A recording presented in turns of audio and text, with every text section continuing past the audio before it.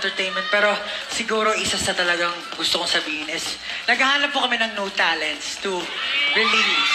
Siyempre, Hello, ako nga po pala si Katie. hello po.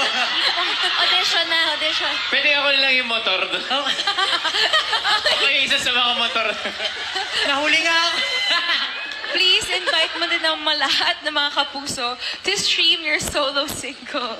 Mga kapuso, unang-unang sa lahat, maraming salamat po sa suporta. Iniinanyayahan ko po kayo makinig sa aking bagong single na EDSA. Available na po yan sa lahat ng platforms. Tight safe po, mabuhay mga commuters. Maraming salamat, Pablo, for launching your single here on All Out Sundays. Grabe no, P-pop power is on fire ngayong 2024. So see you soon, Pablo. Yes, sir. And syempre, napakarami pang pasabog na paparating dito sa #AOS Piliin Mo Pilipinas. Masaya dito sa... Oh!